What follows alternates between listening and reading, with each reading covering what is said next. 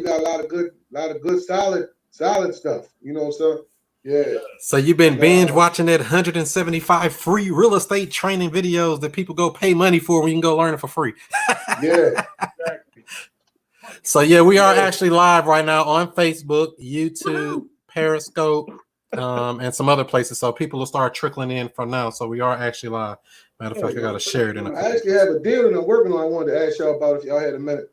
Oh, we love deals. Deals will make my mouth wet. No.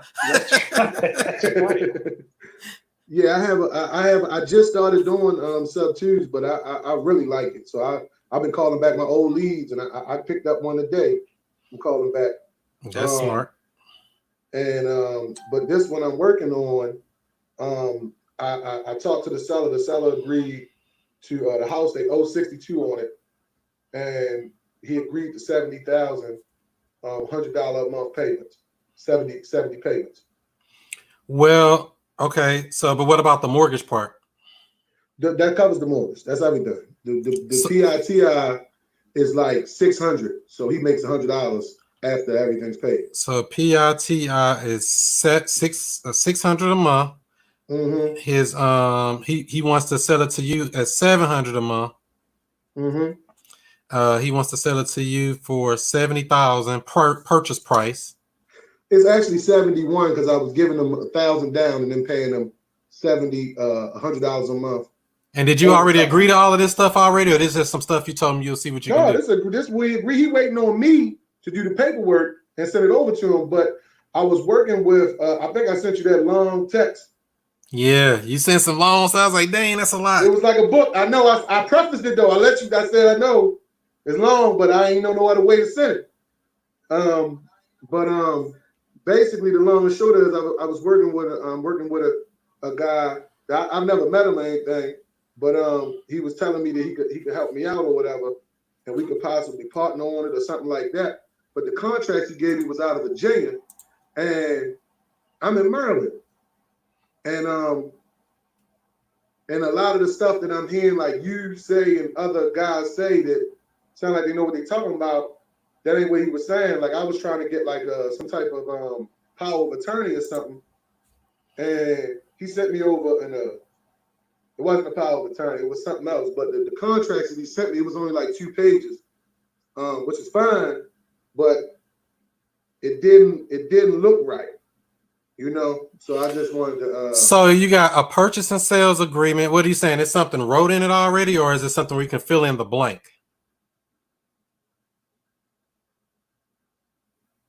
I think he froze up, Chris. I'm finna say it looked like. He did the froze man. The roll man. There he is. He's back. Yeah, something happened. We froze up there. What was that again? Now you said, was this document something you can just take out the stuff that you don't need and add in the stuff you do need? Yeah, well, he sent me a PDF as well as a Word, so I was able to manipulate it. But the name of the actual document that he sent me is called an all-inclusive wraparound promissory note. Wraparound is in parentheses, and a promissory note secured by deed of trust. Yeah, I don't usually get into that. I usually try to let that real estate attorney draft those type of documents after that. All I set up with these type of creative deals is typically a purchase and sales agreement. Number one thing, you agree to sell me the house, I agree to buy the house. Add on to that is the authorization to release information, something like to find out how much they owe on the house and things like that. But other than that, all those other documents are signed off at closing, and I have the attorney do that most of the time, make it easier. So do you structure the actual like the terms and all that, right? All of that goes into the purchase and sales agreement. That's correct. So whatever you and that that seller agree to is what goes on the purchase and sales agreement. Now I don't know what this document looked like. This agreement doesn't have all of it. Doesn't have that. Yeah, so I don't know what that document is, but I do have the document. My purchase and sales agreement is good in all 50 states. And you say you in Maryland, right? Yeah, because see, on my wholesales, I've been using the Flipman 1-page contract, and that's been working pretty good for me. I'm scared of that one, but I ain't gonna say nothing bad. I need some out clauses, man. Oh no, I created some. Some more than that. I got like a 20-day due diligence period. Okay. All right. Miss Nashira. Am I saying that right? That's right. I said it right by accident. Welcome, welcome, welcome. And We are you streaming did the live first for people who join in. I want to make sure you know we are streaming live on YouTube, Facebook, Periscope, and I think I'm about to start this Instagram up for a minute. So we are streaming live on multiple sites. So don't say anything you don't want to say incriminating on the internet. Even though you're gonna do the right thing anyway, right? Yeah. I know that's right. So yeah, that's the biggest thing with that. You need a purchase and sales agreement, Darian. Oh yeah, that's what I was saying. That's what I typically use, and this didn't look like it. Yeah, that's why I said that's why I really wanted to get on with you guys and kind of get a just a different opinion because I don't know what I don't know. I don't know the contracts. I don't. You know what I'm saying? Mm-hmm. Yeah, the paperwork makes that paperwork. You definitely got to have that stuff straight from the beginning there. Yeah, that's what I was thinking because I was thinking it should be in there that I'm paying him $100 payments for 70 months. Well, you paying them $700. Yeah. I'm paying $700. Is this somebody living in this house or this is vacant? No, this is already currently being rented. For how much? $1,000. So what's his purpose for just giving you an extra $300 a month? Is something going on here I don't know about? It smells fishy to me. No, that's what I was asking him. I think he got a couple houses, and I think they just tired of dealing with this particular one for whatever reason. He said he just got a tenant in this particular house, and Okay, come on, so Rich Rose can see. that's what I was thinking. Yeah, something fishy. So you say this tenant just moved in there recently, or this is like a month or two ago. He said, but he was talking like he was, he didn't really care about selling the house with the tenant in there. Like he wants to, doesn't matter that. Yeah, that kind of spooked me a little bit because especially for that, you know what I mean? Typically, if I was looking at this book deal brand new, you didn't tell me all that stuff and just told me the numbers, I wouldn't even be trying to buy for that 71. I'd be trying to buy for about 65, give him $3,000 and get him out of my life. I don't want to make him no payments. I want to be done with him. And then I just own the house. I mean, that's how I would have probably did this deal, looking at it. What's the ARV supposed to be of this? 100. So the ARV is 100. He'll sell it to you for 71. And he owes about 62, you said? Yeah, because they owed it. They took out they pulled money out the house. They pulled about 80-something thousand out the house. So he might be looking at it where we already got our money out the house. I'm just gonna be done with it. Yeah, because some ain't adding up here. Years, but I don't know. Yeah, some ain't adding up with this. What do you think about this, Rich? Does this make sense to you? Not really. Yeah, it doesn't make sense to me either. It's just not adding up. Oh, there's the Womax. The Womax in the building. What up? Hold on. The Shira Hay, Laura Hay. But no, yeah, I mean, sorry, Darian. Yeah, it's not. It's just not. 1 + 1 doesn't. What's up, Rich? Hey, what's going on? What's going All on? right. What's up, Chris? What up? What up? What up? All right, yo. All right. Yeah, but Darian, for that deal, like I say, it's something going on here. I mean, there's some pain somewhere. There's a major repair. Maybe the roof got a big hole in it you ain't seen yet. Maybe the crack in the foundation. Something going on in this house where this man want to say, I just want to get rid of it. I told him everything was contingent upon, me having a 10-day due diligence period. He said, well, yeah, you got to look at the house, so on and so forth. So it's not a situation where I'm locked in so I was just going to look at it. If it looked funny, walk away from it. What do you think? So you want to stay in this deal or you want to assign this deal as like a wholesale deal? I was going to try to stay in it because the average rent in that neighborhood is $1,200. When I looked up on Rental Meter, they said for that, it was a 2-bedroom, 1-bath. In that area, they said 75% of that area is paying $1,200 for a 2-bedroom. But yeah, that's fine. But that person's just been there 2 months. They paying $1,000, right?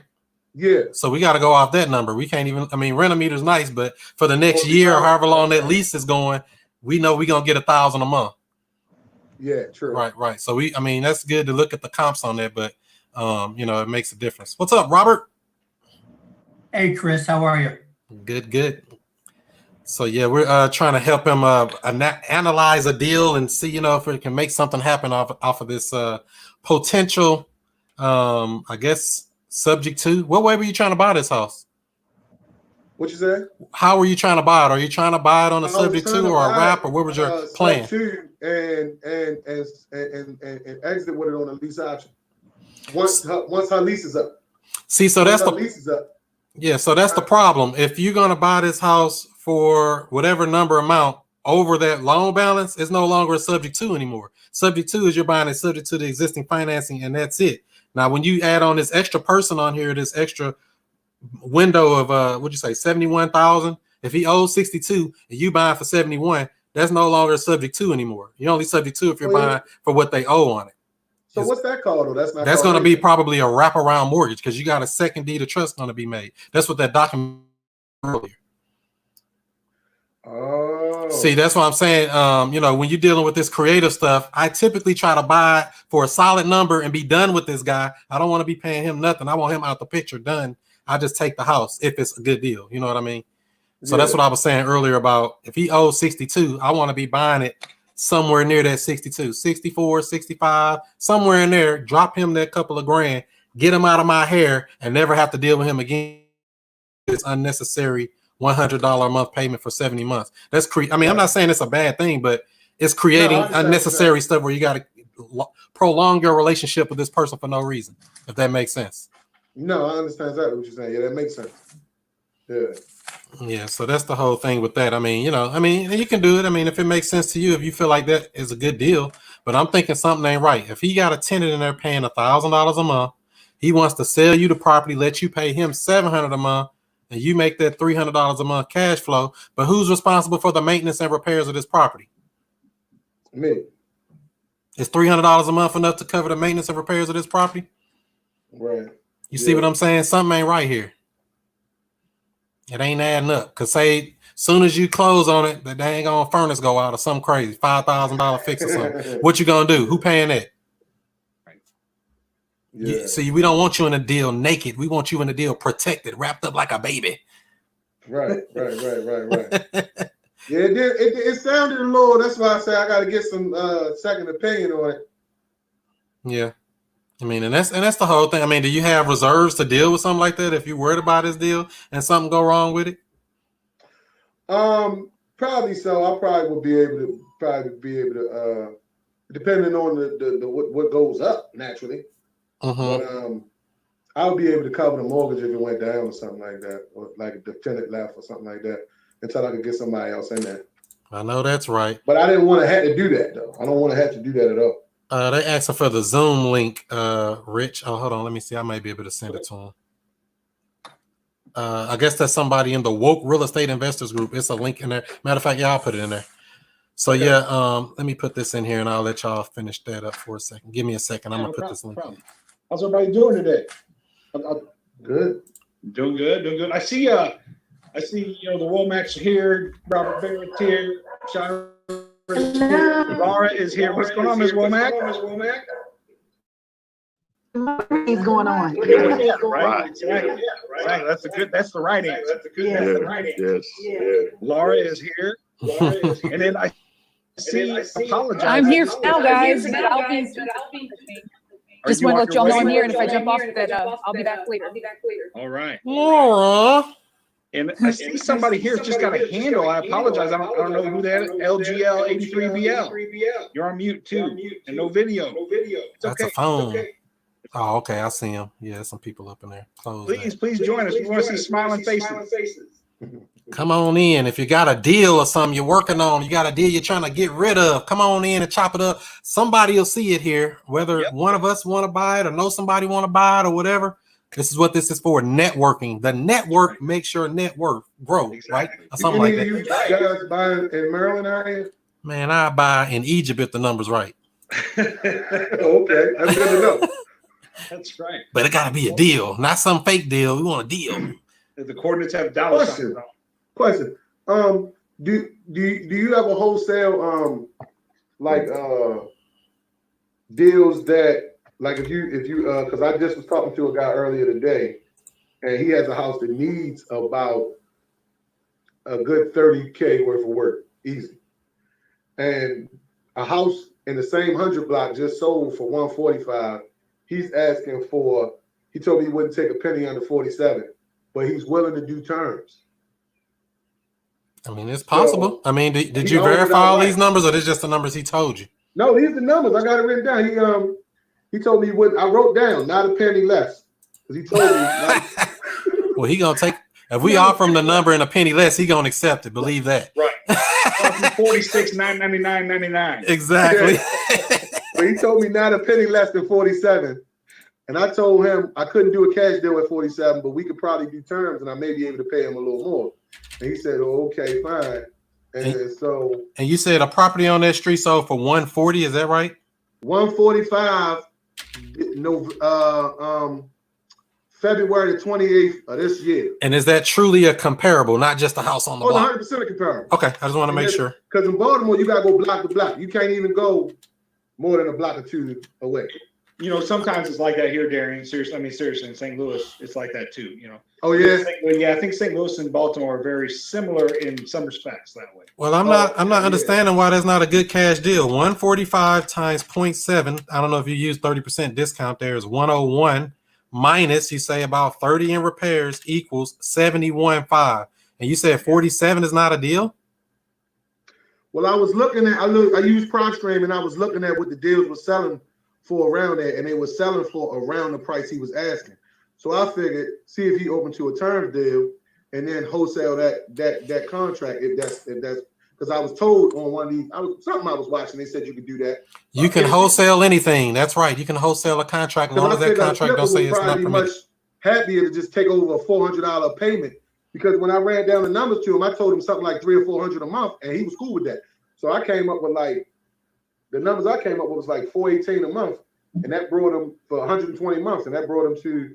But of course, I told him that we would cash him out much sooner than that, because I'm figuring a flipper is going to put the 35 into it and then sell it.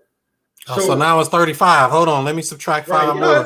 See, I noticed them numbers switch up on me, man. I hear numbers. Yeah. No, and even if it was 40, I mean, let's say it was 40. You know, that's still honestly, I think what Chris is saying. It's a deal. Correct me if I'm wrong, Chris, is that. That's a big. I mean, that's a big on the positive side, on the good side. You know, that's what I'm thinking. Yeah, if it's worth 7, after you do the numbers, and it should be your MAO should be like 71.5, or let's even just call it flat out 70 or 60. You know, if he's 147. Yeah, you should be able to sell it for around 55, 60 up in that range. So at 47, sounds like you got a deal there. If it's real, if these numbers are all true. If that repair of 30 is really true. Wholesale deal. A regular wholesale deal. Regular old deal. Yeah, it's all about, and if you know that, Darian, you take what the house is worth when it's all fixed up, right? The ARV. Yeah. And then you take off 70% of that, maybe even 65. Depending on what part of Baltimore you're in, right? Yeah. So this is actually in a good area. This is in an area this sort after kinda. Okay. Kind of a good area. It's no crime, nothing going on in this area. Okay. Yeah, so 70. Okay, you do the 70%, like Chris was saying, that takes you like 101, and then you subtract your repairs from that, right? And that's that. And then obviously you got to take out what you want to make on the wholesale fee, and that's what you are offering the seller. Yeah. So it sounds like it's a good deal. I mean, if everything checks out from what you just said, I don't see why it ain't under contract yet. It'd be locked up right now. Oh, okay. I thought at 47. When I was looking at the other houses being sold, I said, man, I might as well see if he'd take a terms deal. And when he said he would, I figured that was easier to sell. Is that something that's easier to sell to a flipper? Well, let me ask you this. Where's your ARV comps coming from? They get you to 145. Well, PropStream, a house about 5 doors down sold for 145, and a house the very next block over sold for 165 because they finished the basement, same size house. Okay. So I figure if they don't finish the basement, they go for 140 or so. If you finish it, they go for 160 or so. And that, I mean, and I think what you're talking about, and help me, correct me if I'm wrong, Chris, if I'm misreading this, is you're talking about, going to PropStream and seeing what other flippers are buying their houses. So if they're buying it in that 40 range or whatever, it depends. Do their houses need, 80,000 of work? Do they need, 60,000 work? So it's always, they're buying it with the mind, how much work do they need to put in? So if your number of, let's say between 30 and 40 is true and it's real, then personally, I think you're set at 47. You're good. Yeah, and I'm still offering 45 because I'm greedy. Right. I mean, start at the basement, Say, I think I can get this approved at about 45,000. We pay the closing costs, get this thing wrapped up for you. You ready to get the paperwork started today? So don't even make them that other offer, or make them both offers in case. I mean, you can if you feel like you want to do that, but I mean, I mean, if No, you can I'm handle gonna it, wholesale it if I can. I mean, I but I thought I had to probably offer them that type of deal to move it just in case they weren't willing to pay that. I figured they probably were willing to come in at a lower rate just by paying me to keep the contract. We got 3. If you're solid with those numbers, man, those numbers work. I mean, you're solid with the numbers. That's all. Yeah, no, they that's the real numbers. especially if you say that's a good area. Good areas don't even sell for 30%. You can probably get 20% discount to sell that thing. So you probably got more spread on it than you even see. And you don't have to be greedy. You don't have to be greedy. Go out there and say, okay, well, I'm going to sell it for 71.5 this number. I'm going to sell it for 70. You could, like Chris said, it's 55, 60, and you probably get rid of it right away. And be gone. Get your next check. So yeah, that's the thing. So check some other places too. So actually go and look on like Redfin or any place that actually can show you real houses that sold to show you how they looked when they sold, like actual sold MLS comps. So because it sounds like you're mixing up what cash buyers are paying for their property. That's one thing versus actual comps. That's 2 separate things. And I don't want to get you confused on that. Well, I went on the prop stream and looked up because some of them they got the pictures on there and it was showing. That's how I knew they finished the basement. They didn't finish. They was done up nice. The ones that sold for that price, they was done up. I don't see why it ain't a deal already. I think it should be done good to go. I ain't know if it was. I'm locking up the model. I ain't know. Is it vacant or what? Or I guess nobody living in it. It's vacant. He started fixing on it and ran out of money. So that he happens all the gutted time. it. It's already gutted. He took everything out damn there. Ain't got no kitchen or nothing. I know that's right. Hey, Chris and Rich, I got one too I want to talk about. What's up, Arnett? Hey, are you all open in Walnut Park? I did my very first wholesale deal in Walnut Park. For real?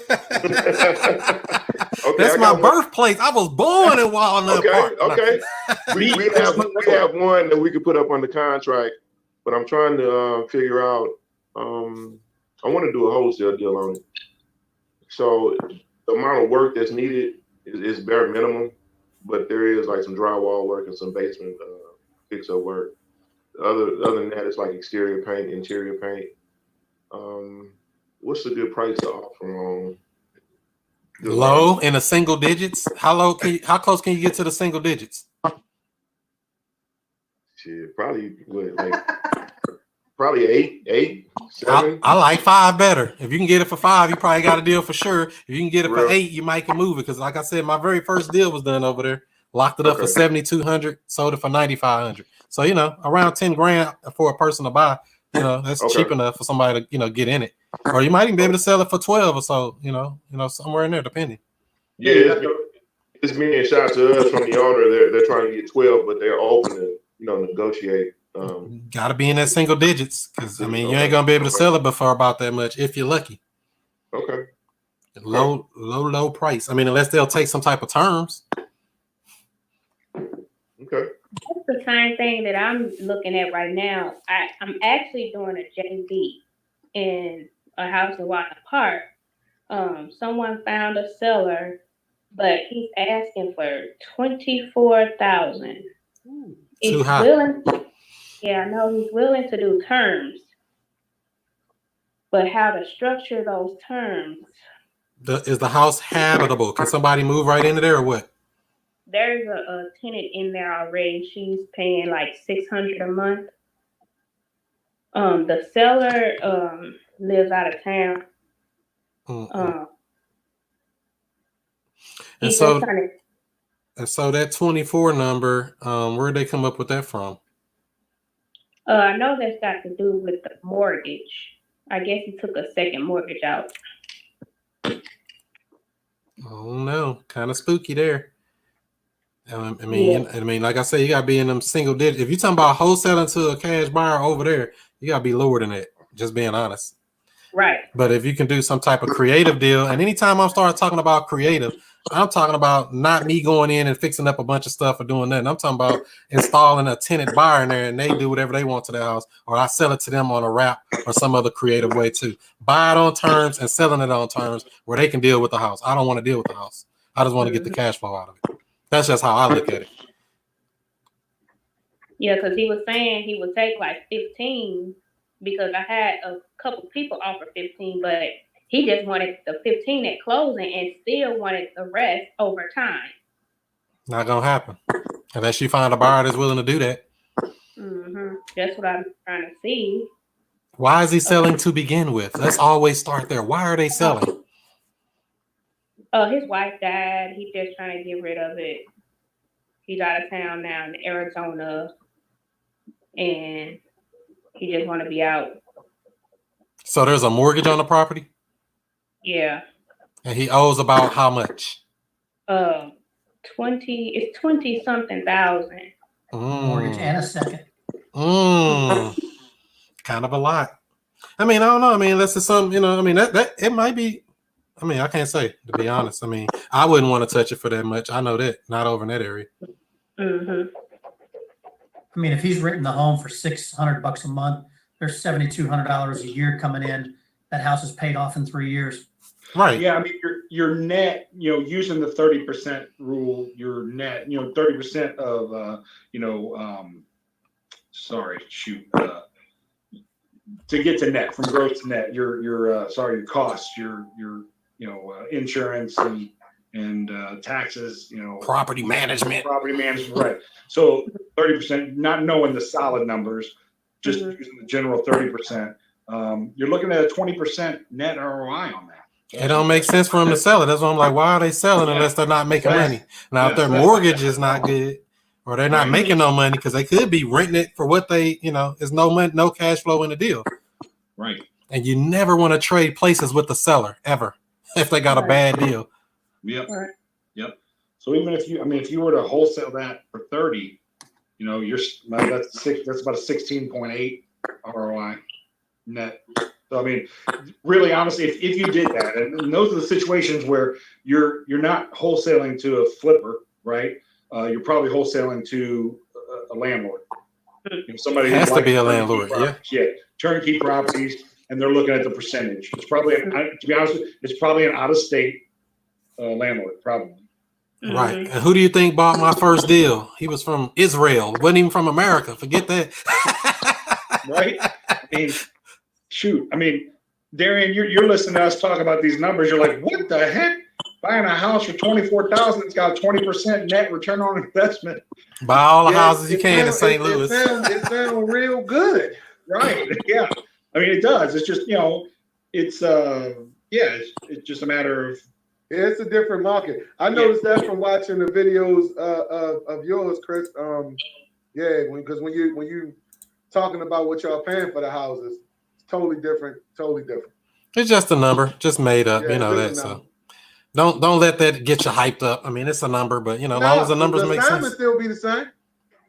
As long as you're a sign, if you're a sign and you get somebody that want to buy, exit strategy, you're gone. But that's the whole thing. When you're dealing with over there, you got to have somebody who wants to buy over there and want, because a lot of people are like, oh, I'm buying the city. They get all funky and stuff about that. Yeah. Then there's North City on top of that. Oh, I'm buying North City. We got a lot of picky buyers around here in St. Louis. If nobody knew yet, they spoiled on these good deals out in Florida and everywhere else. Yeah, it's very similar. It's very similar. Yep. So that's the whole thing. It'll be hard to move that. Just being honest. I see. I done talked to so many people, but everybody keeps saying they want 15. They'll get it for 15, but the seller, he not just wanting just the 15. He'll sell on terms, but he gonna want the rest of it later. So he's actually out of state. He's wants to sell. You said his wife died. Mm-hmm. That sounds like a hardship to me. It sounds like a good candidate for a short sale. Okay. I mean, if you really, feel like it's that serious, a good candidate for a short sale. Wouldn't you agree, Miss Womack? Is she still on there? She's short sale queen over there. Would you think this? Do you think this is a good candidate, possibly for a short sale? Did she freeze up too? Even though there's a tenant in there, I don't know if that would mess it up or not, but. Have any of you guys ever done a rooming house before? Rooming house. What's that? I'm sorry. House hacking sound like house hacking. In our area, people they buy houses and they rent out the rooms. You can rent out a room for as much as typically about $600 a month per room. Okay. A little more if the room real big. Shoot, if we get 150, Yeah, I mean, what is that? I mean, that's you're not talking like Airbnb. You're talking about maybe No, like we talking about they renting a room. They rent They rent rooms. I've They heard, rent a room, but they everything paid for though, gas and electric included and all that. Okay, I've heard of that. House hacking. I haven't done, but I have heard of it. Oh, okay. Because I'm working on a deal right now. I'm trying to do my first one. Well, the only thing you better make sure everybody in there like each other, because if they got problems, boy, you got problems. Yeah, I got a friend of mine. Him and his dad, they got about 7 or 8 of them, and they really cash flow very, very well. So I bet they do. Y'all do that out there. What's their secret for getting tenants to have harmony? Exactly. I mean, it could be done. Well, he said he target older male tenants. Or people that's getting out of prison, work release type people. There's people that rent rooms all the time. I mean, it's actually and just older people. Well, a lot of people that because it's gas and electric included and it's close. A lot of times when we target things close to like light rails and subways and public transportation, systems, then you paying $600 all for everything, and you don't have to worry about. It's kind of like owner finance, but on an apartment, because you don't have to go and get no special credit or none of that. It's just you got a job, you're approved. So, yeah, you're in there. Month to month, baby. Get them up out of here. They don't act right. Because they sign week to week leases. Okay. Oh, weekly. So at any week they don't pay, they don't stay.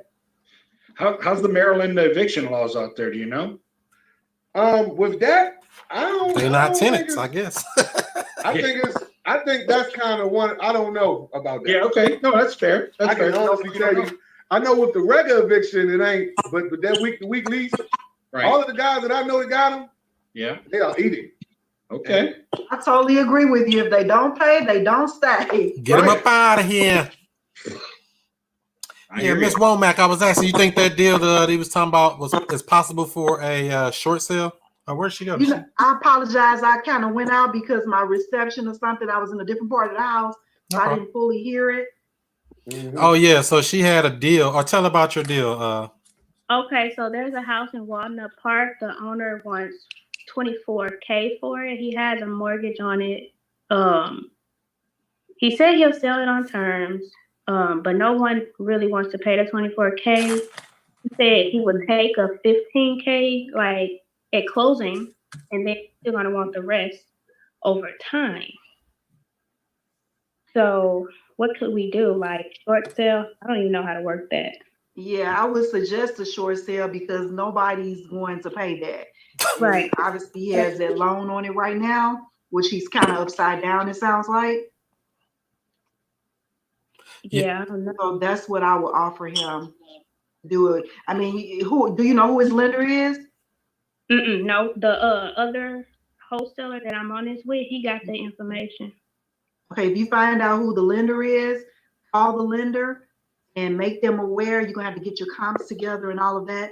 Make them aware that what's being sold around there is not equating to what he's asking. And you work it up from there. And you're definitely gonna need that hardship because she said the wife died. We got a hardship and he lives in Arizona. I hear nothing but pain. Let me out this loan. Right. And they definitely, depending on these lenders are really flexible right now because, I will get in contact, find out who the lender is and work from there. As Chris mentioned, it is a hardship. Wife died, as you mentioned. Mm-hmm. Yeah. And just thinking about the coronavirus, I feel like a short sale. I mean, any of that. Right. Just mention the COVID, and I just short sale something. Let me out of here. Right. Forbearance. A lot of people have lost jobs, so I mean that's really serious. That's an issue. Yeah.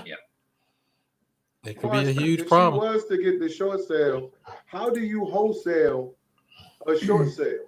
With a cash This buyer. is the thing, because a lot of banks don't, first of all, a lot of banks, this is one we just bought a while ago, a months ago, where the seller made us hold it for 3 months and we can't sell it.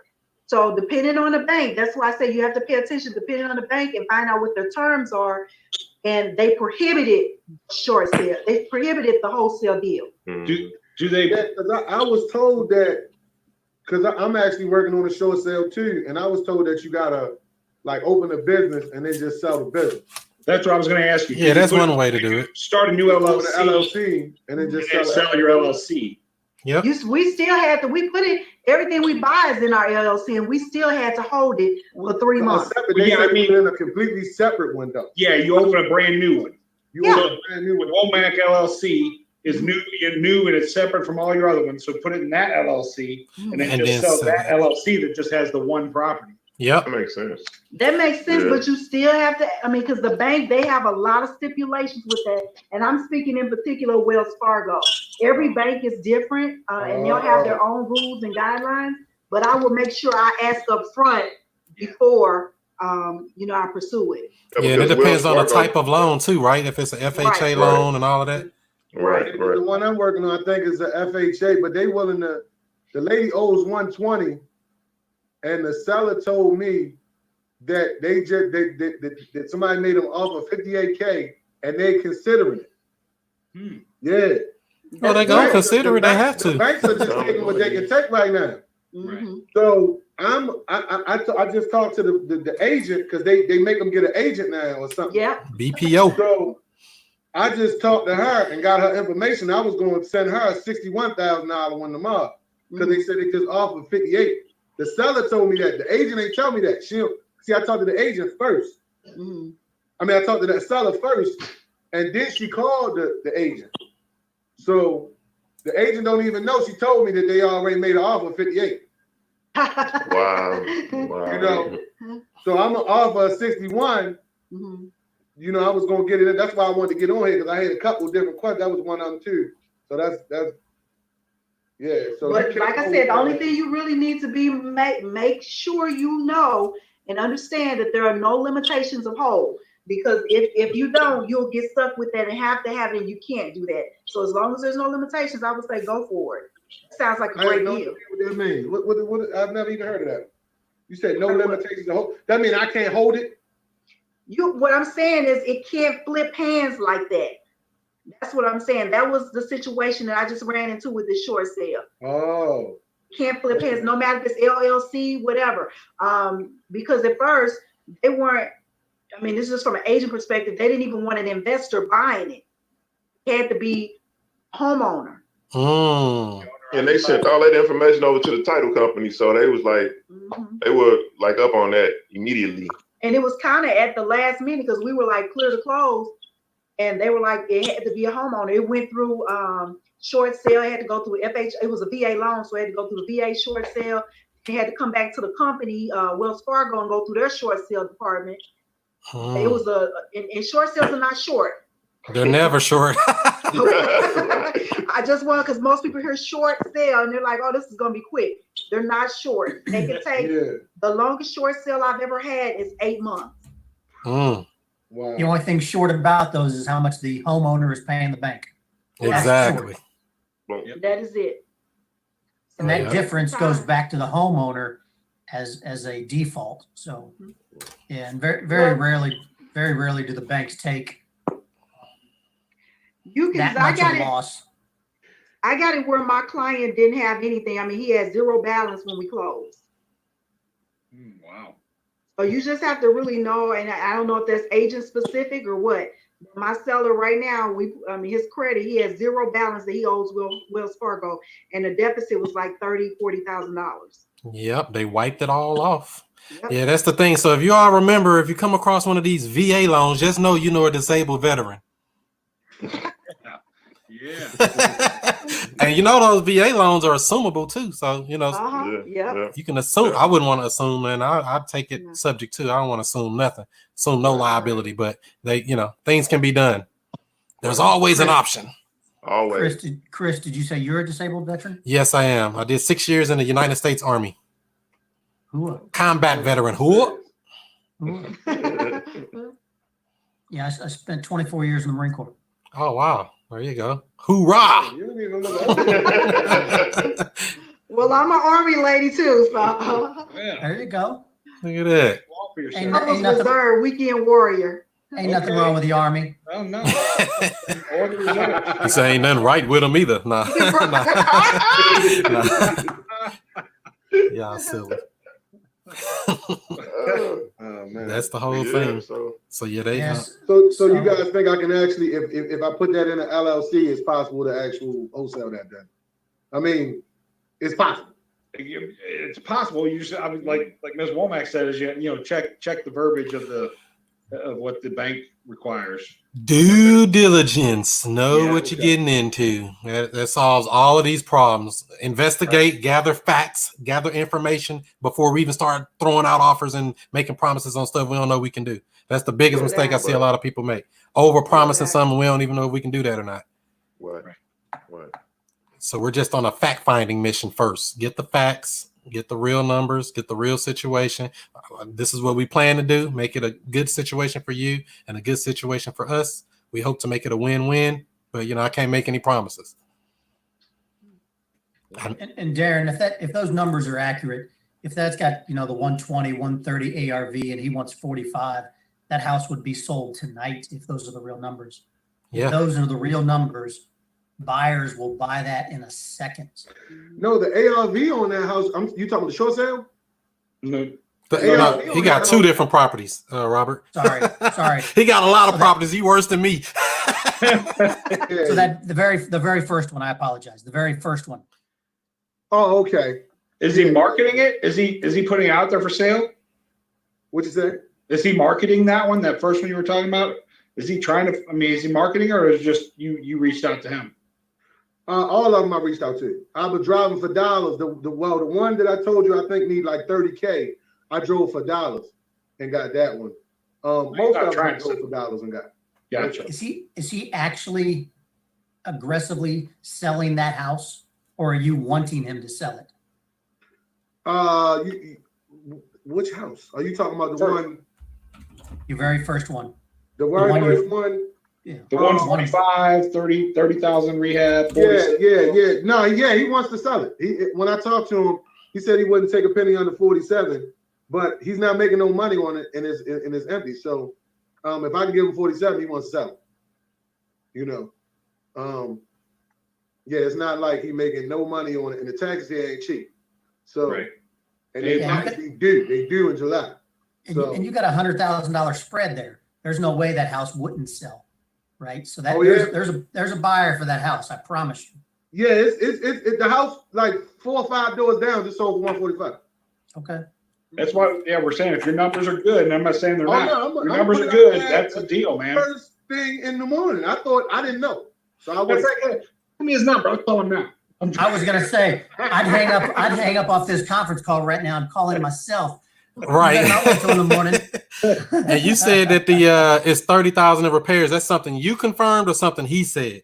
Well, I have a row house, and I in the process of me wholesaling, I was able to pick up a house. So I just did repairs on my house. So I was looking at like what I spent and like kind of going off of what he would probably have to do because they're the same size house pretty much. So his house needs way more work. But once you know what these houses, like when you're putting 40,000 into a row house, you're doing that house up. These are houses that need $80,000.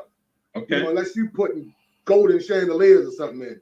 Saddam Hussein bathtub. A solid 2020 to get it up and running. Right. You put 35, 40 in the house around here, you're doing some stuff. It's doing nice. All right. Yeah. So that's like, once you know your neighborhood, once you know your area, you've done 1 or 2, you got an idea of what the range is for rehab, even if it was all, like you said, he stripped it down to the studs, right? He's got it down to the studs. Yeah, he got the floors are there and stuff, but he took out the kitchen, took out the furnace, he took everything out. Sure. Basically. So they would have to, You got a complete gut. You got about $25 a square foot of rehab coming into it. Yeah. When you do a complete gut on a traditional 1,000 square foot home, a complete gut, basic raw numbers, $25, $30 a square foot, that can kind of give you an idea of the repair budget. Oh yeah. Without even seeing it. But again, Robert, I don't know if like Troy and Troy numbers versus I'm going to put St. Louis there. Is that good? Are those good numbers for Troy as well as Bellefontaine neighbors? You know what I'm saying? Like they may be a little different. It's not like $10 a square foot different. Correct, and that's just it. That's a national average. They say if you are down to the studs and you haven't actually walked a property and somebody says, man, it's tore up from the floor up, you can go in and figure in your mind about $25 or $30 a square foot for a middle of the road rehab. That's a good one. Makes Now, sense. of course, you got to walk the property to get your real numbers, but that gives you an idea if it's even in the ballpark of a doable deal. And that's, that's not talking like cracks and foundations or Not at all. yeah, that's not talking about that stuff. That's like internal rehab. That's not replacing the roof. Nope. Yeah. It's Yeah. up, Well, it's roof- traditional. Bathroom, But there's a lot kitchens. of foundation problems like that because these brick houses, they was built like my house was built 1920. My floor, when I took out my bathroom floor, it was 3 inches of cement with Dang. wiring through it, Dang. like an outside sidewalk. Wow. They was prepared for Built World these War floors III. Tough, man. These houses are built very well. Wow. So we really don't run into them. All right, that's why I say that it typically is only 35 to 40 to do them all up because you're not dealing with foundation issues, and because they row houses, the roofs are brand new roof like 3,500. That's a Okay. 30-year rubber roof. So Yeah. do you feel like you've built rapport with this seller so far? Have you, since you've been dealing with him? I think the day I did, he gave me his email twice and told me to send him that make sure I send it to him. So he made Oh, sure at I the knew price his that you email. said though, that at the number you agreed to already. That was the number. They closed though. I told him I could do the payments. He really want 47 cash. If I go back and say, you know what, we did the numbers, we think we may be able to buy this. I don't think he's gonna say, no, I don't want to sell it now.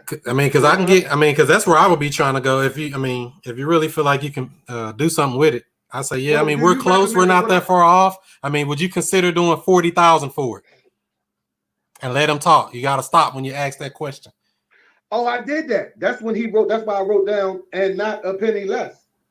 But we're going to pay the closing costs, and there's no real estate commissions or fees, and we're going to take the house as is, and you don't have to do anything. Don't even have to ever go back to the property if you don't want to.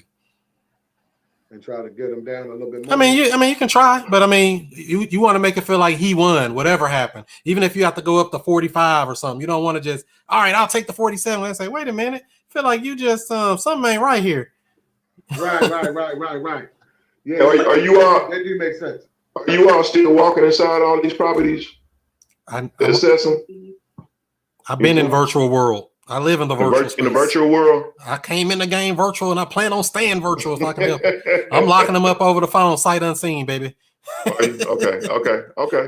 And then doing due diligence after the fact when I got it under contract. Gotcha. I walk every one of mine. I buy all mine. I don't do any wholesaling. I buy them straight out. So I always walk them. I always have them appraised, and I always have them inspected. Okay. And What's your name again? Robert's like you're Robert. Robert. Explain what you're doing, Robert. What's your main style? So I've got multiple properties. I close on 3 tomorrow that I'm actually purchasing, and I've already started marketing the properties to where I'm going to struggle to get back and forth to all the houses with as many people that want to come through and look at them as is. So Hey. I got great deals, 2 in Troy, Illinois, 1 in Collinsville, Illinois. Bought them from a living trust. A gentleman who owned all of them was a rentals. Family had him do a living trust on them. He passed away, and now I'm purchasing all of them tomorrow. Wow. Well, congratulations. Get to the finish line, baby. Kudos. Yeah. What's So, your question, Robert? What's your exit strategy on them? Do you rent them out yourself, or you just lease option? Well, no, every one of them that I go into, my intentions are to fix them and sell them. So that way I can collect the cash, move on to the next one. Now, we've got a couple rentals. We've got 3. But, I'm not into the rental game, the headaches, the drama, everything that comes with them. Now, there's some great money in rentals. Don't get me wrong, but I'd rather take a little bit less cash up front as long as it's cash and I'm moving on to the next one. Rehab and fix and flip. Cash Have on any cash. of you ever done owner financing? Like, have you ever taken a house that you? That was my Yeah, first deal. Right. I've That was got my first deal. my first one was done that way. It's a double wide trailer here in Troy. My first one, I couldn't believe it. I got a call from a lady out of state, wanted to sell a property that's in a notoriously I'm not gonna say bad neighborhood. Not the best. It's not the best, but it's got a bad reputation, but it's not as bad as the reputation is. Anyway, called, said, hey, I can't keep my renters in there. I've got a property managed. She's from Houston. It's in the St. Louis area. I need somebody to take it off my hands. It's vacant. While it was vacant, my property manager didn't secure it. Somebody broke in, cut some copper out. By the way, the tree in the backyard fell on the roof. So I'm like, what do you want for it? She's like, I want 15 or whatever, 20, I think is what she wanted. So I went and drove. I actually took video of where the tree fell in. It didn't actually do bad, but I'm like, this is what it did, I mean, look at it. and I sent her the video. So it wasn't like I made bad picture. I just was like, man, it hit the roof. Here's where it is. Because when you don't see something and somebody says, "Oh, the tree fell on the roof," you're either thinking it nicked Worst it, case, or you're thinking it's completely smashed in the middle, right? So I showed her that. I walked in property, showed her where the damage was done, and then showed her some other things that were damaged. And I believe it or not, I swear it's a true story. I went back and said, "Look, I can probably do 13 if you'll owner finance it. I can do 13 if you pay for the repairs." She was like, I said, it's probably about 6,000 repairs. I had somebody give me a roof bid and all that. That was insurance money. Right. Yeah, probably, yeah. So she's like, well, I don't have 6,000 on me. Would you do half? I was like, all right, done. So sold. She paid me $3,000 to buy her house. Wow. On a 5-year seller finance deal. I've heard of this type of deal being done, but I ain't know. I mean, I've only heard of it. Yeah. It's the pink elephant. So you want to know what it is, Darren? You gotta talk to more people. You ain't talking to enough people because somebody gonna give you a house. It'll come up. Especially if they tried to sell numerous times and could not sell. Right. Yeah, That's the perfect scenario. They were frustrated with, they would get like a tenant in there for 6 months on their 12-month lease, and then they're gone. And then in between tenants, it was getting vandalized. They did that like 3 times, and they finally just said, "Screw it, I'm done. I can't do this. I can't do it." They were almost hating. Yeah, Wow. one of my best deals was a seller finance deal right here in Oakville, South St. Louis County. I'm riding down the street. I see a sign. I'm like, is that a for sale by owner sign? It wasn't red and white like normal. It was black and yellow. I thought it could have been like, cut the grass or, one of those other type of signs. I said, let me whip around. Let me make sure. Dang, that is a for sale by owner. It's a phone number on there. Looked it up, called a guy. He's like, yeah, I just want to sell it for $139. I said, well, I don't know. I mean, would you consider taking a monthly payment for it till we pay you off in full? Well, what's that? And then I broke it all down to him. He said, yeah. So I ended up buying this house, no money down for closing costs for about $1,500. I put a tenant buyer in there. She gave me $8,000 down to move into this property. She pays me $1,200 a month, and I pay him $750 a month. That's the way to do it, man. I'm gonna start doing it. I said, damn, in a good area. Hey, we actually have 5 rentals that we got on the finance. No kidding. Oh yeah. Yeah. And like Chris said, all we had to come up with was just the closing costs.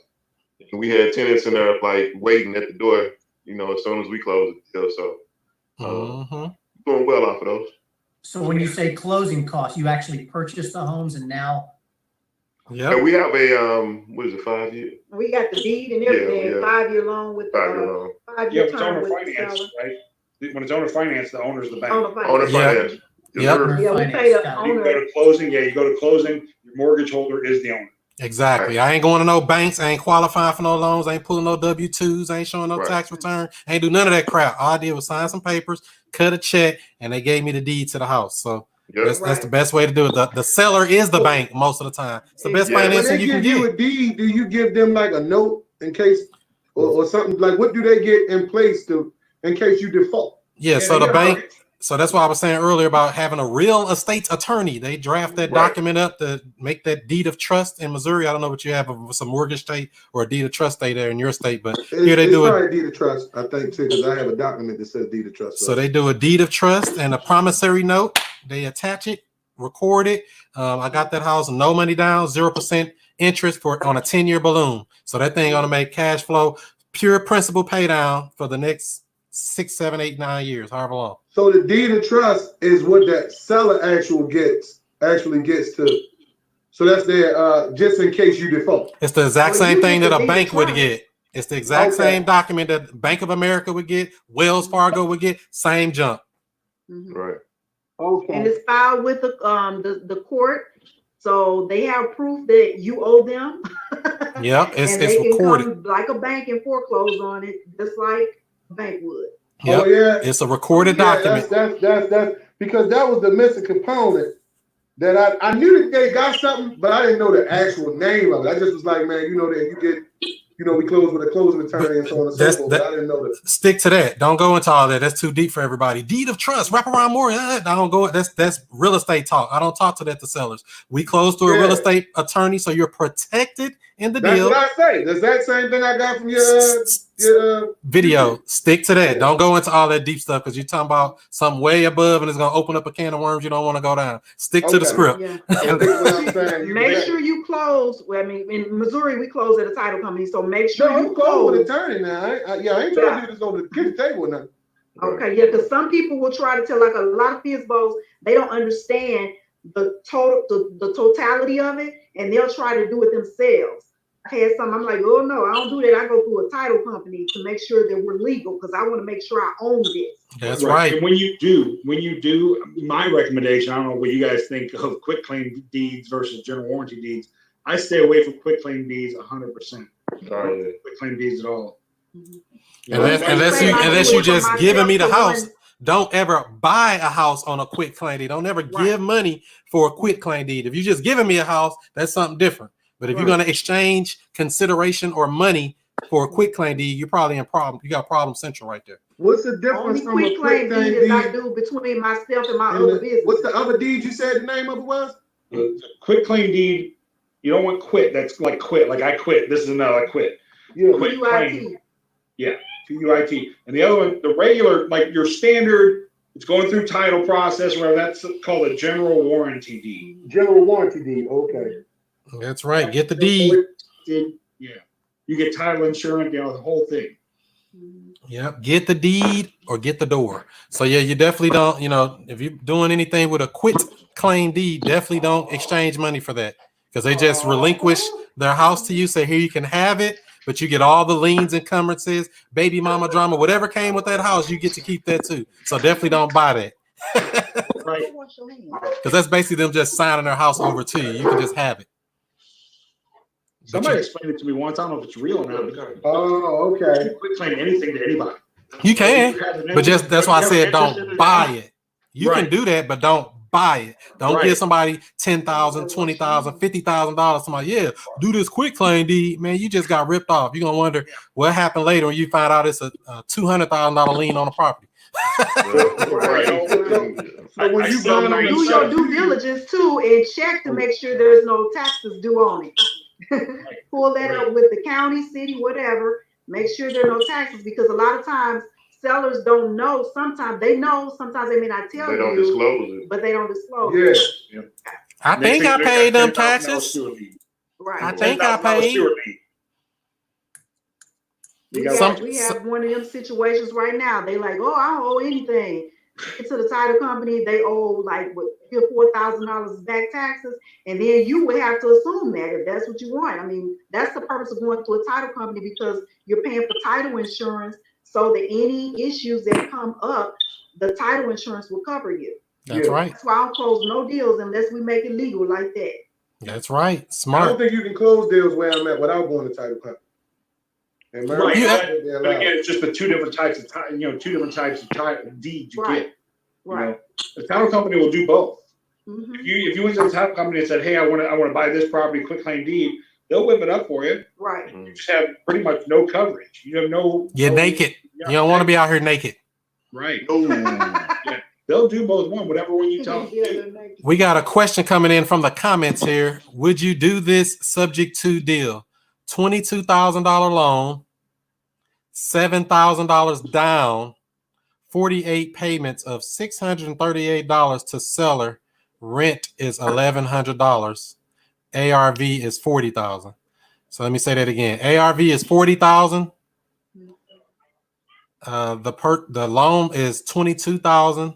The seller wants $7,000 down, Ha! That's already a no. That's a kill. That kills that killed the deal for me right there. But I'll continue. Selling in, yeah. And the rent is $1,100 a month, and the payments are $638.50. They say, yeah. So yeah, that down payment would kill that deal for me. Yeah, that's pretty big. You want to get as little to zero as possible, right, Chris? How close can you get to zero? We usually buy for nothing down, okay? Okay, and then you go on with the rest of your thing. I ain't even talking about no more down payment and all that. Now, if they give a pushback and say, well, I got to get something down, well, what's the lowest you think you can take as a down payment? Exactly. Ask them questions, get good at asking questions, and zip, and let them go. First one that talks loses. That's right. Takes practice. So yeah, that down payment of $7,000 would kill it for that deal for me. Yeah, that's the thing with this seller finance stuff. And sometimes it is good to put money down. If it's say the house was a different scenario, say it was $100,000 ARV and you can get it for, I don't know, $5,000 down or something like that. It might be worth it. Because I mean, you in it, you still got to look at how much you entered the property for and your exit strategy and things like that. It may work out. Not saying that every deal has to be no money down, but believe there's deals out here that you can buy for no money down. Guess how I know? Because I got some of them. There's some houses you can buy with negative money down. Actually, I've been paid to take houses. Forget buying a house. Be paid to take the house. That's how crazy this stuff can go once you learn all the creative strategies that you can do. Right. And that's a great example because 2 of the 3 houses that I'm buying tomorrow, 2 of them I'm using collateral on a house that I bought from Rich as a wholesaler. I'm using that house as collateral, and I'm getting checks back on those 2 houses. No money down out of my pocket. $4,900 on one, $4,500 on another. Nice. I'm putting 20% down on one of the houses because my youngest son is going to move into it. That way, his mortgage payment, his loan is much lower. He can afford it. And then I'm going to take the house he's currently in and use that as a college rental. There it is. So, good stuff. Yeah, when you talk about getting money back at closing, it's nice. You go to closing, you buy a property with no money down, and then they give you $5,000 to walk away. Yeah, love it. Pay to take a house. Just bought me a Happy Meal. That's right. Say thank you. Then if you get the closing costs wrapped into the deal, Totally. Depending on what the house is worth, ARV and all that kind of stuff, that's a great deal as well. That's straight zero down. Yeah. And I'll tell you, Miss Womack, I've got my repairs built into that loan as a construction loan. So I'm out of pocket zero, and I just get distributions on as repairs are completed. Love that. That's what. That's really good. So you getting creative on the creative. Right. How creative can you get? All bank money. All bank money. Other people money. And so a lot of people think coming into this business that they have to have their cash or they have to have these certain things. It's all about learning this knowledge and learning how to structure these deals because so many things are possible that most people won't tell you. They just tell you one way to do it and that's it. Right. There's about 15 ways to do this stuff. You know what I mean? Maybe more. Right. Now you have to have good verifiable income to be able to cover those loans, which luckily, I'm blessed. I got a great job. But I try to never use my own money, even if I pay a little interest on it. OPM. Other people's money. See, I wish I can qualify for that stuff. So I had to learn some other strategies because I ain't had a job since 2011. So I'm with you. I'm unemployable, baby. Some days he don't. I like multiple streams, so we do a diversity. We're diversified in our income. Ain't nothing wrong with that. Do what you got to do. Play this game because I'm trying to close and get this rooming house, and I was thinking about opening up another company as a property management company to manage the rooming house. Is that legal? Heck yeah, it's the only smart way to do it. That's what I wanted to do. I figured why not open up my own business and pay myself instead of 2 separate companies. Check into your state's requirements. I just ain't want nothing funny to happen. Well, yeah, check into your state's requirements. Just because some states require you to be a realtor or a broker True. order to be a manager. Property manager. Yeah. Also, I make manage my own sure. properties, and I manage my clients too. I have clients in California, manage their properties, and then of course anybody that I come in contact with that is moving out of state, if they want to rent the property, I do that as well. So it's excellent cash flow with property management. But as Rich stated, there are a lot of legalities that you want to look up and be mindful of, because it's a catch-22 in some instances. You can't, obviously, the commingling of funds and things of that nature, but you want to just make sure that when you give deposits and things, that they're separate. They have to be in a certain account versus the rent and all of that kind of stuff. So please be mindful of that. Oh, okay. Yeah, and also if you're going to be managing property, make sure that LLC or that entity is in that same state. In the event you have to do an eviction, because you can run into a problem when you're trying to evict, and they say, "Well, this is a foreign entity. You're not even from this state. How are you going to evict somebody or whatever?" Yeah. You don't want that problem either. So Good advice. Yeah, I only was going to open up the business specifically for any properties that I acquire. yeah, because I got 5 LLCs. One of them is to do nothing but to do property management. It don't do nothing. It don't own nothing. It don't own nothing. It only does for managing property.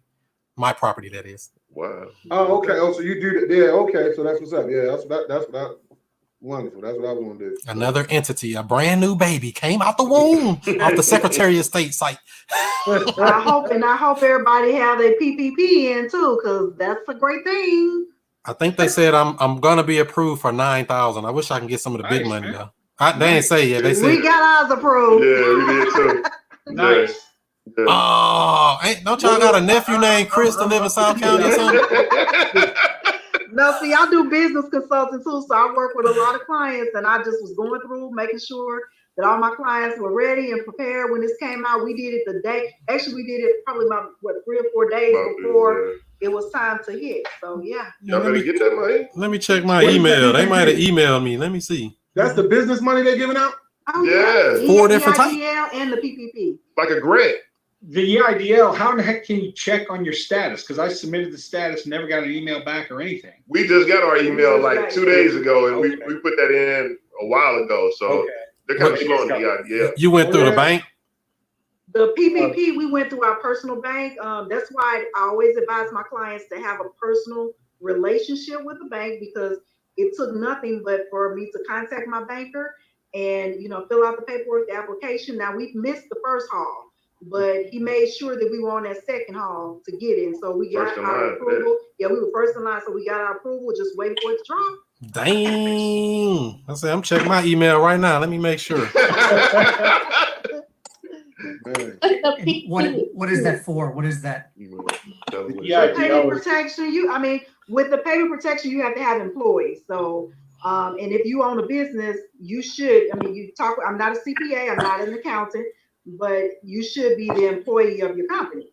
So you can do it with the LLC. You can do an S corp, which is really good. Again, talk with a legal person, an accountant, or a CPA who share that information with you. But there are different entities that you can do, and with the S corp, you are the employee. You can still be the employee with the LLC too, because there's members in the LLC. But you want to make sure that things are in line. That's right. Oh, yeah, I definitely didn't do that. Oh, you missing the boat?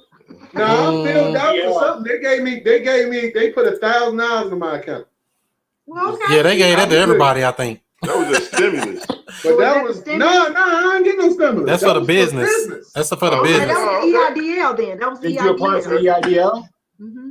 I applied for whatever came out first. A friend of mine gave me a link, and I just applied. I honestly don't even know what it was. But he said, "Man, you might get some money." Yeah. Let me check my accounts. Hold on, let me check my account. Make sure no deposits ain't here. They sent him $3,000. My cousin, You did that. he lived in Florida. They gave him $3,000. They do it per 1,000 per employee of the company. Right, 1,000 per. Oh, that's So what you they got. So if you had put 10 down there, you would have got 10 grand. Right. Oh, I ain't know that. And you got 1,000 because it's just you by I yourself. filled it out myself. I ain't had y'all to tell me this. That's why you gotta stay connected. Yeah. Man, I would have filled that out differently. Your network is your net worth. Oh, Right. Right. You don't know what you don't know, and you don't know what you don't know you don't know. Yeah, that's Until true. you know. Until you know. Until you know. Right. That's funny. It's That's serious. Hey, we got any questions on the YouTube or Facebook Live there, Chris? Yeah, let's see here. Ooh, this is a long one. I don't know if this is an extension of that last thing or what. Let's see here. Darren, you been emailing Chris again? I'm just kidding. Somebody, I did something like a book. I'm not gonna lie. so somebody wants to know POF, proof of funds. How do we get that? Well, there's many Many ways. that you can do that. You know, because we try to stay on the up and up. And I mean, I remember when we first started, it was kind of hard, but we worked with someone on a joint venture and they had it. So, you know, now we're good with it, but before it was joint venture. Yeah, so one of our investors actually provided it for us at that time, but like she said, we supply that for ourselves as of right now. So I know there's like transactional lenders. Right. Yeah. Bridge lenders that will give you a proof of funds because they're gonna, fund until the transaction happens or whatever. Right. Check that out too if you're searching. But those you gotta usually like buy into their program and exactly. stuff. Right. It's always a catch. Interest rate too. It helps the interest rate. Yeah, true.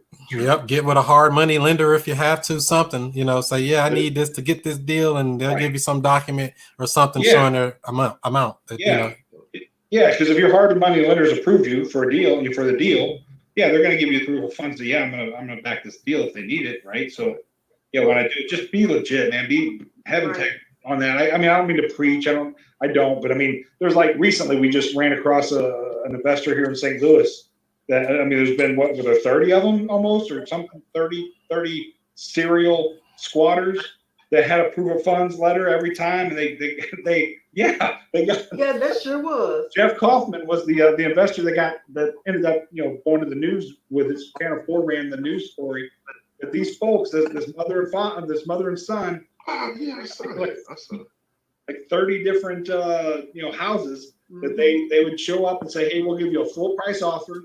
But the only catch is we have to take ownership of the house before closing.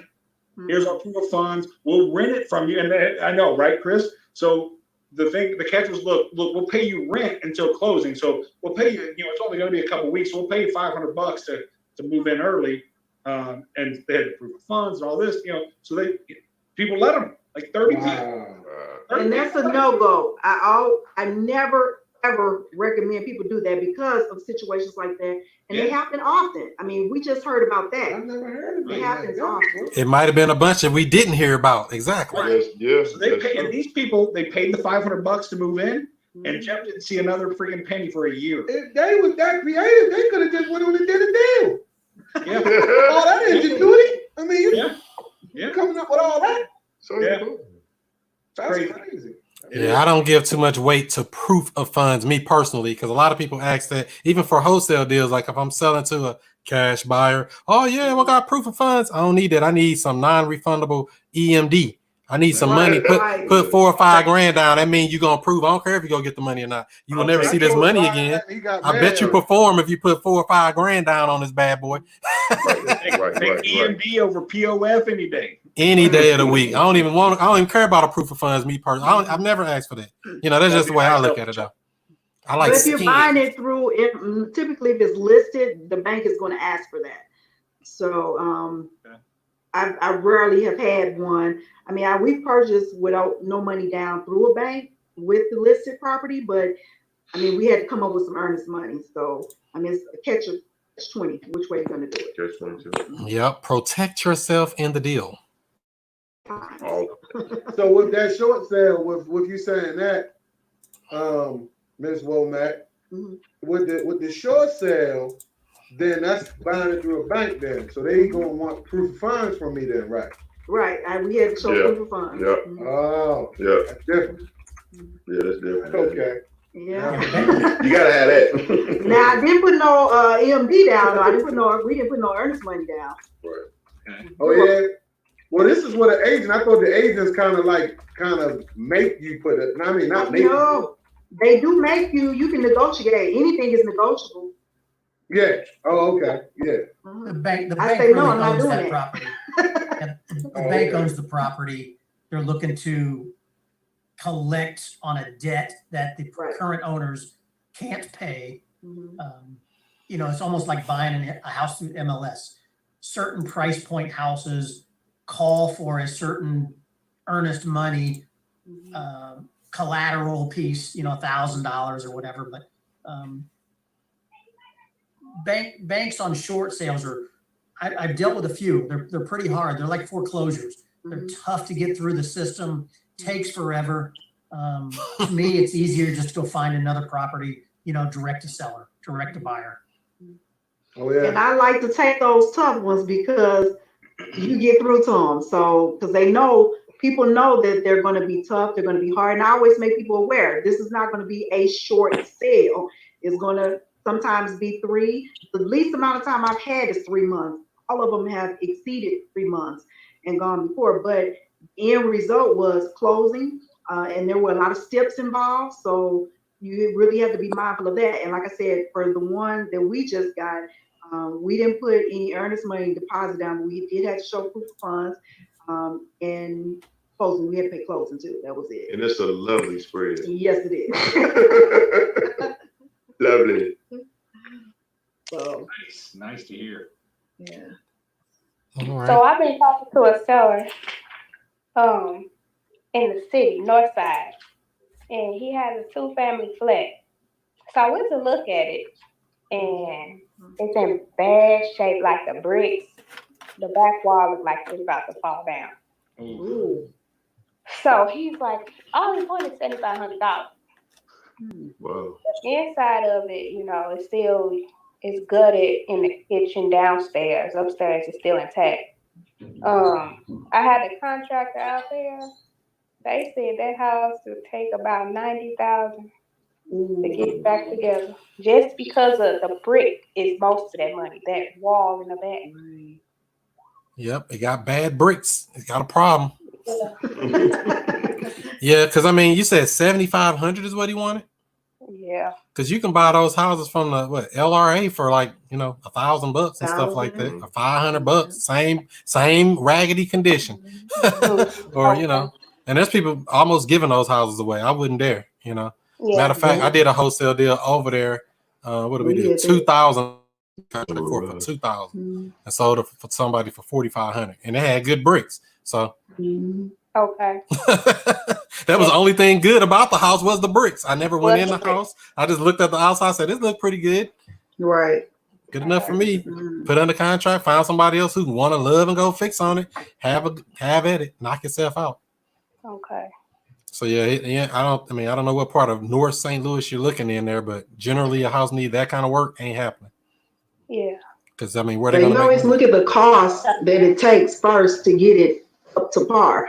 And structural stuff is expensive. So those things are, when we're looking at things, we're looking at structural aspect outside the roof, the brick, all those things. Paint is something mundane. Anybody can do that. And then the inside, the electricity. Water, mildew. Yeah, mildew is another issue that can be very costly. Furnace, electric, all of that stuff. Those things cost money. Expensive for no reason. It ain't it's a teardown, basically. Right. You're buying it for the land minus the cost of demolition. Right. So what? People just buy it and just knock it down? If they want to do it. And you can't even really do that over there unless you want to do a block or two. It don't make sense to do one. You got to do a group to make it worthwhile doing it. Right. Okay. Do a whole subdivision almost. If you got that kind of money. And you believe in it. You got to believe so you can achieve. 7,500. He's dreaming. Where'd he come up with that number at anyway? I hate to jump off, but I gotta go. saw that number on the tax site. All right, buddy. It was nice meeting you. Bought it for. See you, Robert. Thanks, guys. Have a great night. Okay, you too, Robert. It was nice meeting you. Good luck. You too. You too. Closing tomorrow. Thank you, Miss Womack. Okay. Good to see you, Robert. Yeah. So So I told him, I wouldn't be able to move forward on a purchase. And then he's like, okay, but I got another idea. And he's like, "Can I call you?" I'm like, "Yeah," because we were texting. So he was like, "He's gonna call me tomorrow." I don't know what the idea is, but I'm gonna just see what he's talking about. Where do I make money at? See, I'll ask the seller. See, I mean, Yeah. you know, I tell them I don't see any way for her to make this work. I mean, I mean, you know, it need about 90,000. Even if you said, all right, it don't even take 90, it take 70. Where do I make money at? Even buying this at 70 or anywhere near that, I'm still losing. Where do I make money at? It's a lost cause. If you want the truth, I can lie to you, but I'm not the one that's gonna lie. I'm gonna tell you. Everybody's saying, "No, don't do that one." That's it. It's the area, and then how much the house is worth. So he just paying taxes. How did that damage happen to the house? Huh? How did that damage happen? Somehow the roof is leaking on the back wall of the brick, so since it wasn't fixed, it's water damage. The water just runs down those bricks. If it runs on the inside of it, especially, it really makes it weak. And I guess he did not have any type of insurance or nothing like that. I guess he was self-insured. Yeah, he's on a payment plan with the taxes. The taxes is $1,000 balance. Why is he trying to keep this house? That's what I'm trying to figure out. Yeah.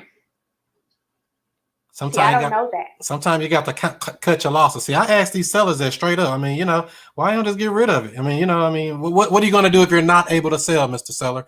I ask that of every seller I speak to. What are you going to do if you're not able to sell it? It's just a basic question that's every seller gonna get it anyway. Unless they told me, like, yeah, if I won't be able to sell it, I'm gonna rent it out, or I'm gonna list it on the MLS, or I'm just gonna keep it, I guess. Well, I don't know what I'm gonna do if I don't do that. I need an answer though, because we got to figure out how they thinking. That's how you structure these deals. You got to ask those questions so they could tell you how they feel about certain things, what they think about certain things, what they are willing to do, because we don't know. We can't be mind readers, and I'm not going to try to read their mind. I'm just going to ask them a question and let them answer. Right. Good point. Good point. Well, we got any other questions over there, Chris? I don't mean to keep going, but if we got people that got questions. Somebody said, good question. Let's see here. That's if that's in your market. No, they're just making comments. No other questions. If y'all have any other questions, let us know, because I think we'll be wrapping up here probably in the next 10 minutes or so. I got one quick question. Well, come on with us. Hit us with something heavy. I need something good now. You've been throwing these softball questions. I need something hard. I don't know if there's a. I'm just messing with you. No, this ain't really no. This is the house. I already got this under contract. Oh, nice. For $53,500, and ARV in this area. See, this is a unique area. The tax assessed value is $100,000. Yeah. House ain't sold in this area in like 10 years. I'm talking about ain't been fixed up and sold, but it ain't a bad area. It's not a hood at all or nothing like that. It's like a working class area. Blue collar. Yeah, blue collar area. There you go. And you said the ARV is how much? Like that. But people that live around there, they just been living around there a long time. They really ain't sold their house. This is the house that I said I want to. The thing I originally was going to do was pay the dude $5,000 and then pay him a certain amount a month. But that I was just listening to what you were saying. That's what I heard. Because he has a loan on the house of $47,000, basically $48,000. I got it under contract for $53,000, so he was only making $5,000 anyway. So I was thinking I could just give him that $5,000 and just take over the payment. And is somebody living in this property? No, it's vacant. I mean, what is it going to take to get it up to? This is the property because a friend of mine that does rooming houses. Once we ran the numbers on this house, this particular house will bring in about close to $50,000 a year just on cash, just and profit probably around 42 or so. What is it going to take to make it livable? I just met my contract over there today. I can get in and out for probably about anywhere from $5,000 to $7,000. Oh, all right, light rehab, light fixer. The contractor and the plumber met me over there. So based off they put their numbers together, but it's going to be about that price based off what they saying, because the contractor said he can do everything from about $1,000. So I'm figuring they always find something wrong. So that's probably gonna be $1,500. Right. So what was the ARV again? What'd you say? What was the ARV after repaired value? The tax assessed value is $100,000. No. I don't want no taxes. It ain't this what I'm trying to tell you. The only reason I'm going off of that. We can't go off of that though. That's what I'm trying to say. We cannot go off of that. I know. Let me explain it though. A house about 5 doors down just got their house appraised and pulled out 90,000. They appraised at 113. It's 5 doors down on the same side. So I figured the tax assessor is saying it's worth 100, and they just pulled out 90. So it got to be worth something around that. Okay, good enough. So we'll say at least 100. Okay. So that so what was the question that you had about this deal? Well, the question was, I wanted to know what you thought of, because I was initially, the way I was going in, I didn't know that you couldn't pay once you pay money on top of whatever the balance is, that it's not considered sub two. Like I thought that you could take it over and pay them $200 a month or $300 a month. That's what people were saying they was doing online. I didn't know that was a wrap. I thought that was sub two. Well, that's a wrap, and there's nothing wrong with that. I'm just saying I typically try to buy for what they owe on it, get them out my picture, and just have that one thing to worry about. I don't want to deal with paying him, keep remembering that 100 went to him and the 600 went to this other person. That's too much stuff to be thinking about. I ain't trying to do all that. I just want to pay one little thing, put it on auto pay, and forget about it. Right. Because if you did do this the other way, where you're paying him that extra $100 a month overage, say if you giving him that $700 a month and he not paying the mortgage. True.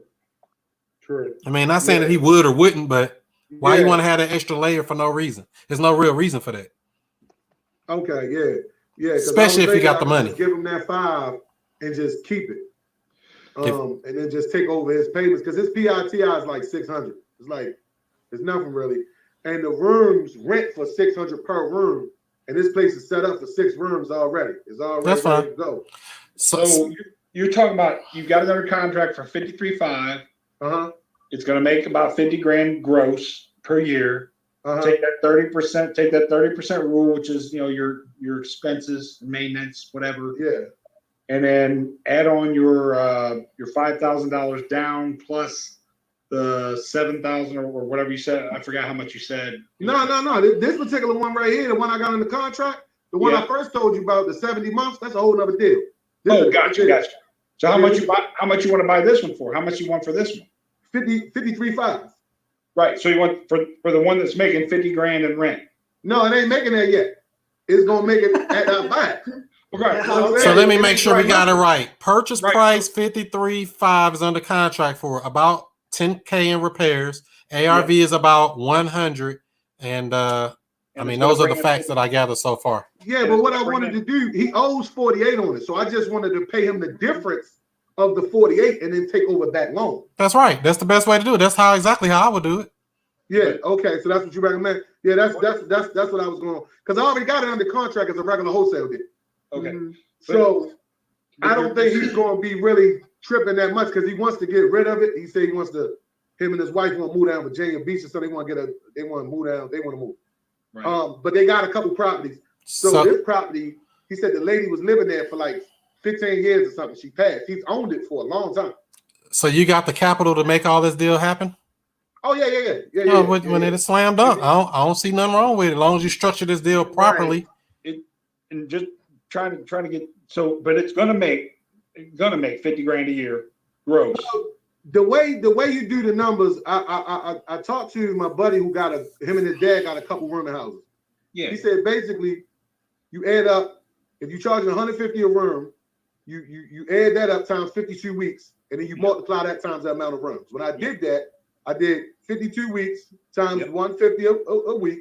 Yeah. Times the 6 rooms, it came to like 49 and some change. But to be honest with you, I would never buy a house based on that or on numbers based off Airbnb. I would never buy a house based off those numbers. I base it off standard rent. Because say if they change the rule tomorrow and say, you know what, no more room in houses, regular rentals only. What you gonna do? Well, rent for $1,300. The room in that area rent. Yeah.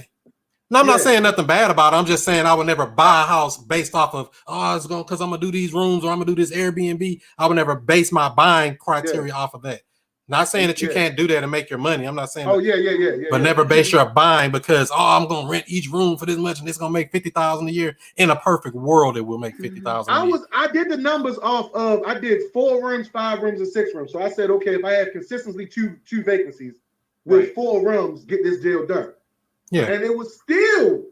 Yeah, it's good. I mean, so if you got the To me, know-how you and the know, money to do it, I don't see nothing wrong with it. So because I the house that I got, because when I put my because I only did a couple deals so far, but one of the deals I was able to keep, and I got it on a real good deal. I got like 40-something thousand, close to $50,000 worth of equity that I bought into.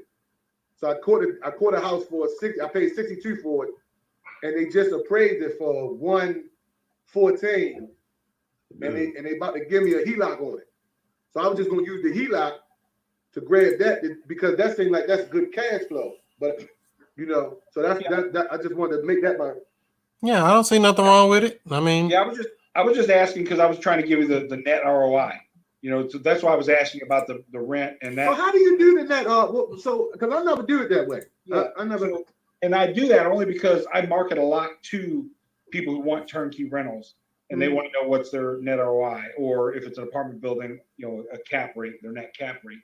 But so net ROI is basically you take your purchase price plus any costs. You know, you can add closing costs in there, rehab costs, whatever costs are associated with that. So add those two together, right? And that's your base number. And then you take then you go out and you get your rent, your monthly rent, right, times 12. So that's your annual rent. And if you have the real numbers, okay, what's the taxes per year? What's the insurance going to be for the year? Like the real numbers.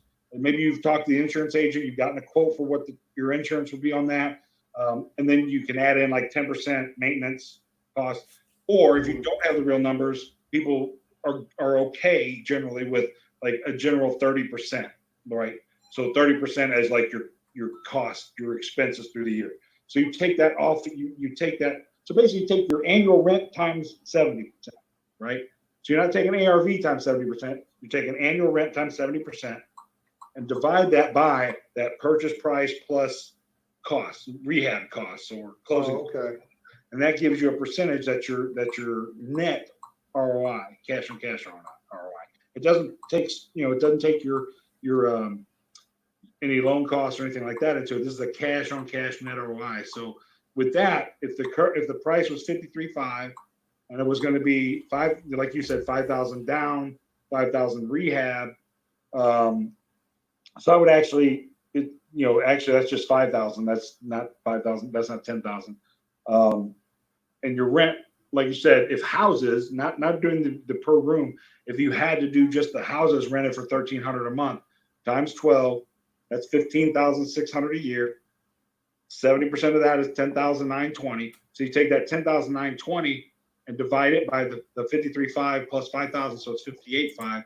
You come with a net ROI of 18.67%. That's not bad. Slam dunk. At 1,300. Right. That's just the house. Now, that's worst case scenario. Then. If you can do the room rent, believe it or not, you're looking like over 50%. Yeah, way up over that. Yeah, it's a good. And here we do rooms. There's a lot of people do rooms here. Yeah, and it's very close to the subway, so that's why I said that's going.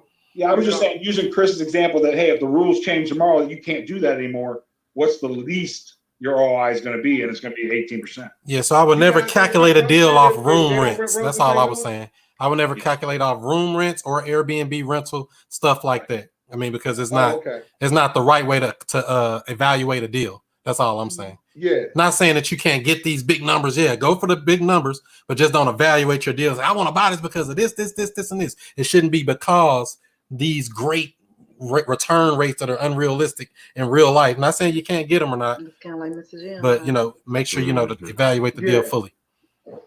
You can coax numbers to be whatever you want, right? So you can rationalize any deal. Yeah, and we don't want you rationalizing. We want you to say reality. Even though we know we're gonna do this other thing, just like my rentals, just like my lease options. Actually, when I talked to my buddy, and they got a bunch of rental houses, these numbers conservative. He's charging $165 a room for his joint. That's right, and you might be charging $200 a room. We don't know. So he's charging $165 a week. I was only doing mine at $150 because I figured. Yeah. We're just saying, hey, calculate when if you're not using the 70% ARV, minus rehab. If you're not using that model, then use the net ROI model, but know what your net ROI percentage needs to be. Yeah. know, if you need any, like, I know some people that won't touch anything under 20%. But like, I won't, if the net ROI is under 20%. So that's what I'm saying. You got to know what your net ROI is. That's all. And that's the thing. So just don't get into the habit of evaluating deals based on this room rent, based on Airbnb style type short-term rentals, based on any of that stuff. Do all your real numbers based on out here numbers that people can see, and you still make your big money. Regular rent. Yeah, because like even my rent to own lease options, every one of them rent for more than the market rent. Every one of them. If we can get 900 on rent, I'm probably getting 1250. Oh yeah. Every one of mine are rent for more than market rent. Every one of them. I was watching somebody that said you should keep it around the price or cheaper than what the rents are, and I was like, I don't even say what I charge for rent because I don't charge rent. I ask them what's the most they can pay, and they tell me. I don't talk about that. I don't see. He who says a number first loses. See, you gotta learn negotiations. See, when you learn how to negotiate, you don't put your foot in your mouth and start saying, I'm gonna do all this stuff. You don't know what you're willing to do. Like even just with your example here on these room rents, how do you know if somebody willing to pay you $200 a week? It's made up anyway. All this stuff is made up. Why are we trying to stop ourselves from being successful and moving to the next level? If somebody say I will give you $200 a week, but I only really want to charge $150, why are you telling them no? They said they want to give you that. Get your money, man. You want to work or you want to get paid? Just being real. That's real talk. That way, if they come back and say I can only do 140, you say no, I'm sorry. Negotiate. I'm about to up the Donald Trump book, The Art of the Deal, in a minute. Say stop saying these numbers so quick. Ask questions. All right, so Rich, what's going on? The 2 weeks from now, what are we doing? 2 weeks from now, that's when we come back, or how does that go? 2 weeks from now, we got another one, 6 o'clock Central. We'd love to have anybody that was on the YouTube, Facebook, Instagram, whatever. If they want to get in, show their smiling faces. Do you have any of you guys have like Facebook or Instagram or whatever? I went on there when you were on there, but I didn't see your when you guys. I guess you guys interviewed each other or something like that. What you mean? No, I mean I went on there when you on your site, it shows a picture of Rich.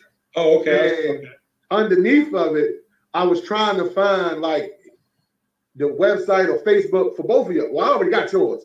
Gotcha. But it wasn't on there. That's why I was saying you had one. Yeah, so just shoot him a message. He's in the comment on the link that's on my thing. As a matter of fact, I'm putting the flyer up right now on the screen for people. Picture? Oh, okay. Can you see that picture? Oh. Yeah. Metro STL Homes. Uh-huh. That's my business.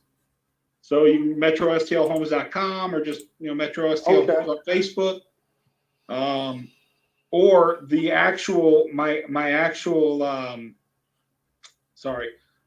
this group that I host, the part of me, we're simulcasting with Chris Monroe show, but mine is called the Hooties House Buyers Club.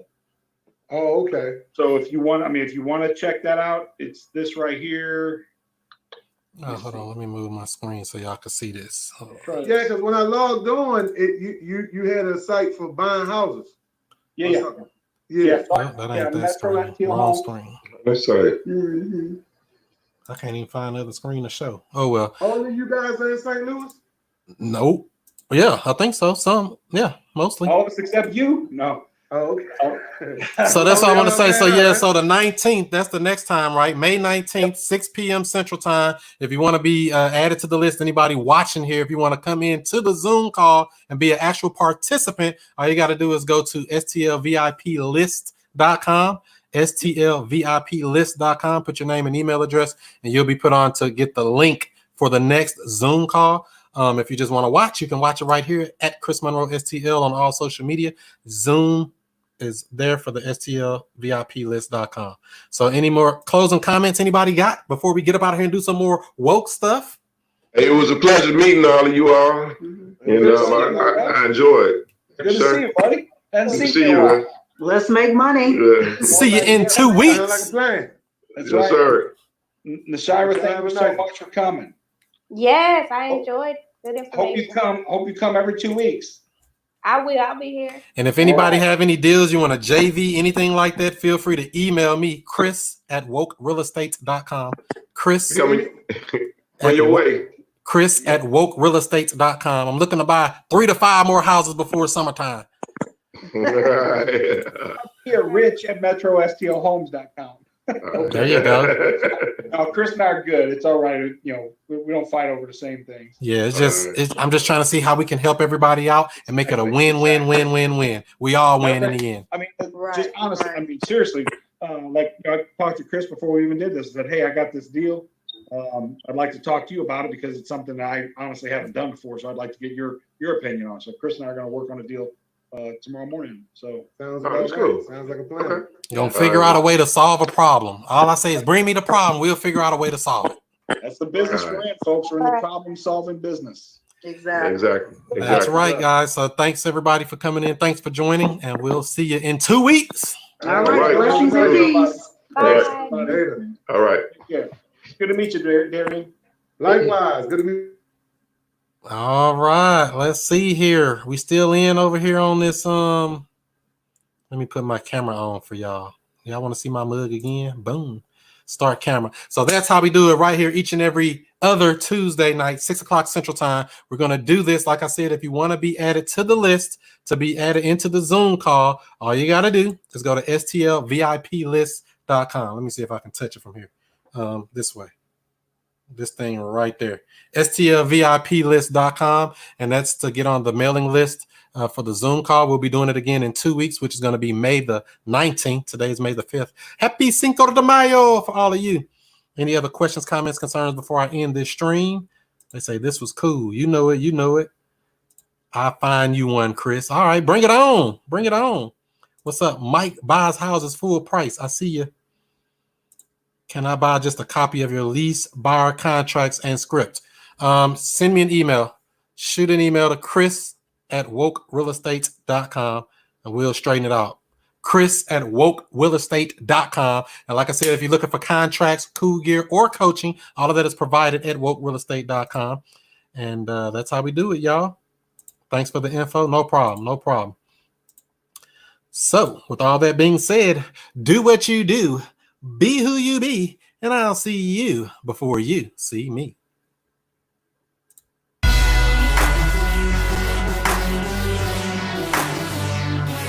And we out.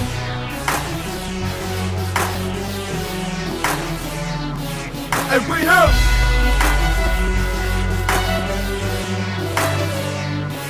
And we out. Mr. I stay woke. And Mr. I stay.